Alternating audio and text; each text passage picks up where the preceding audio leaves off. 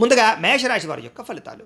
అయితే ఈ వారంలో మీ గోచార గ్రహగతులు చూసుకున్నట్లయితే కనుక పెద్ద విశేషంగా అనుకూలంగా కనపడటం లేదు. ఇబ్బందులు ఎక్కువ ఉన్నాయి. కాబట్టి ఈ వారం అంతా కూడా ఎక్కువ జాగ్రత్తలు తీసుకోవాలి. ముఖ్యంగా ప్రయాణాలు చేసేటప్పుడు ఎక్కువ జాగ్రత్త. ఎందుకంటే ఆకస్మిక ప్రయాణాలలో ప్రమాదాలు కనపడుతూ ఉన్నాయి. వాహన ప్రమాదాలు కానీ యాక్సిడెంట్లు కానీ ఎక్కువ అవకాశాలు కనపడుతున్నాయి. కాబట్టి ఎక్కువ స్పీడ్గా నడపకండి, లేదా సీట్ బెల్ట్ హెల్మెట్లు పెట్టుకోండి. ప్రయాణాలు చేసేటప్పుడు జాగ్రత్తలు తీసుకోండి.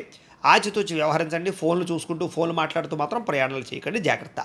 ఇక వివాహాది సంబంధాల విషయాల్లో కూడా కుదిరిపోతాయి, ఇంకా అయిపోతుంది అనుకున్నటువంటివి మళ్ళీ వెనక్కి వెళ్ళిపోవడం లాంటివి కనపడుతున్నాయి. కాబట్టి తొత్తు జాగ్రత్త.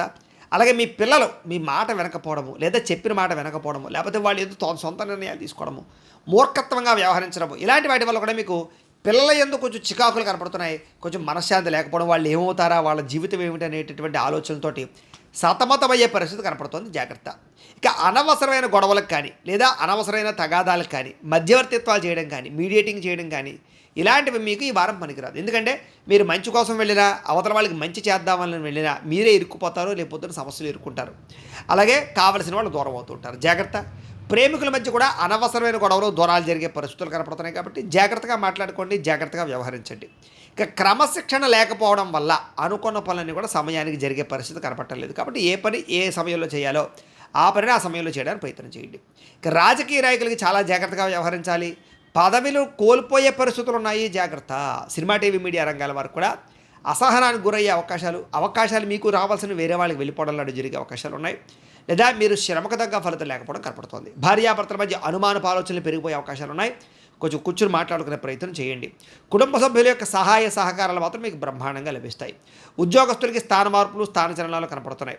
అయితే మీ గురించి కొంచెం చెడుగా ప్రచారం చేసేటటువంటి వ్యక్తులు, మీకు హాని కలిగించే వ్యక్తులు, నమ్మక ద్రోహులు ఉంటారు. వాళ్ళతో జాగ్రత్తగా ఉండాలి. మిత్రులతో వివాదాలు కనపడుతున్నాయి, జాగ్రత్తగా ఉండాలి.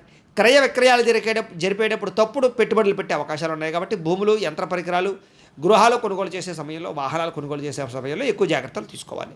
ఇక వచ్చిన ఆదాయం కన్నా ఖర్చు అధికంగా కనపడుతోంది. కాబట్టి ఖర్చుల విషయంలో జాగ్రత్త. ఆరోగ్యపరమైన సమస్యలు కనపడుతున్నాయి. కాబట్టి దీర్ఘకాలిక రోగాలను వారు తత్వ జాగ్రత్తలు తీసుకోండి. ప్రతి ఒక్కరూ వ్యాయామం చేయండి, మితాహారం తినండి, చక్కగా వ్యవహరించండి. ఇక పెట్టుబడులు పెట్టేటప్పుడు కూడా ఎవరిని పడితే వాళ్ళని నమ్మకండి. కుటుంబపరమైనటువంటి ఖర్చులు విపరీతంగా పెరిగిపోతున్నాయి. కాబట్టి కుటుంబ సభ్యులకి సంబంధించినటువంటి ఖర్చులు జాగ్రత్త.